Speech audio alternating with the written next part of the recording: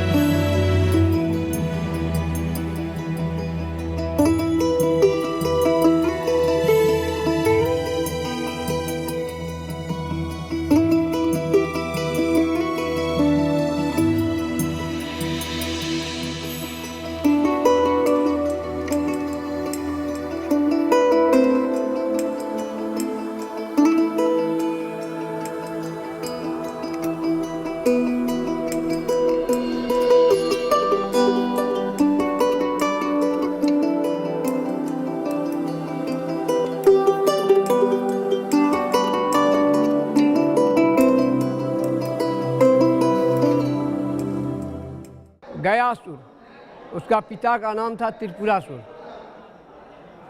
1000 वर्ष तक वो तपस्या करते रहा कोलाहल पर्वत कौलेश्वरी पहाड़ के ऊपर में। उसका शरीर पूरा पवित्र हो गया। जो भी मनुष्य पशु पक्षी आते थे उसको मोक्ष मिल जाता था।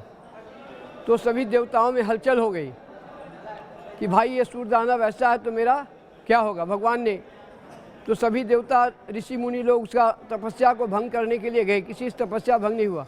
वो सिर्फ भगवान के दर्शन के लिए लालायित था, इसलिए कि भगवान मुझे दर्शन दे, मैं राक्षस हूँ, मुझे मुक्ति मिल जाएगी।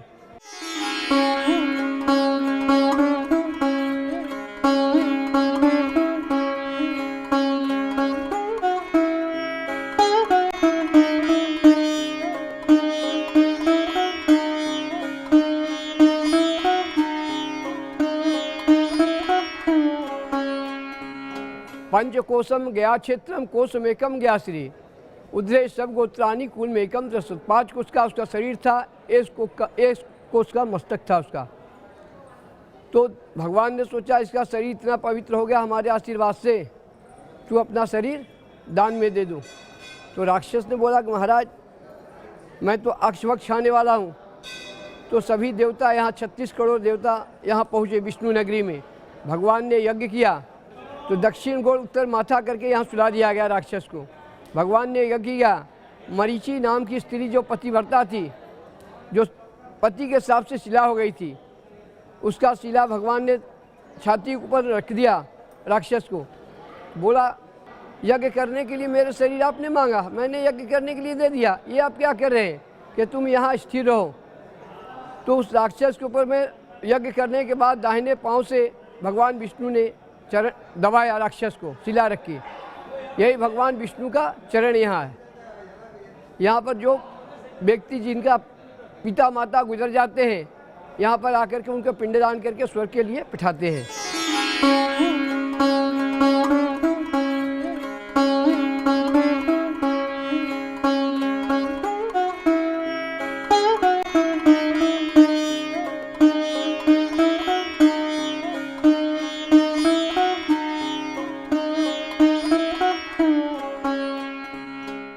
स्वर्ग के जब जाते हैं तो यहाँ पर ग्यावाल पंडों से आशीर्वाद लेते हैं, सुफल बोला जाता है, तब उनकी ज्ञाश्राद्ध पूर्ति होती है, अन्यथा नहीं।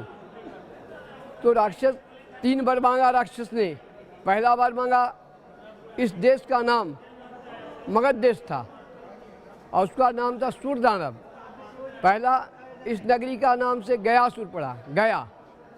दूसरा बार मांगा, 1 पिंड 1 मुंड, 1 मुर्दा स्मशान घाट पर नित्य प्रतिदिन जलना चाहिए और जो पिंडदान करेंगे और भगवान विष्णु के चरण पर चढ़ेगा तो उसका मोक्ष मिल जाता है।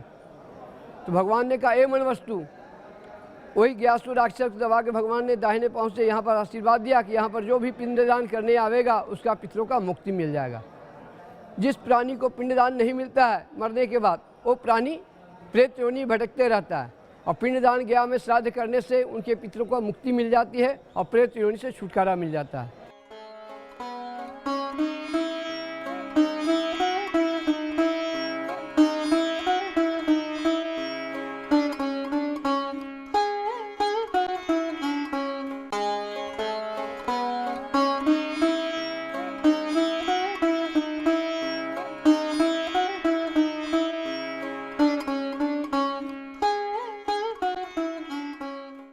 ये विष्णुपद वेदी जो है, यहाँ पिंडदान का महत्व है। यहाँ देश विदेश से लोग पिंडदान करने आते हैं और साथ साथ भगवान विष्णु का चरण पादुका है, यहाँ लोग दर्शन पूजा करते हैं, उससे मोक्ष की भी प्राप्ति होती है। ऐसे तो पितृपक्ष में जो है विशेष रूप से होता है पिंडदानों का, लेकिन ऐसे दर्शनार्थियों का हर रविवार का मेला होता है। यहाँ पे फाल्गु नदी में पहले पिंडदान होता है, उसके बाद विष्णुपद मंदिर में होता है, उसके बाद अक्षयवट में होता है। ये मुख्य वेदियाँ हैं। ऐसे तो यहाँ पे 45 जगह पे पिंडदान होता है, 8 जगह पे तर्पण होता है। वो पितृपक्ष में लोग आते हैं 3 दिन 5 दिन, कोई 5 दिन भी रहते हैं, कोई 9 दिन भी रहते हैं, कोई 17 दिन भी रहते हैं। यहाँ पे बैतरनी तालाब है, वहाँ पे तर्पण भी किया जाता है। वहाँ पे ब्रह्मा जी ने गौ का पूछ धर के भवसागर पार किया था।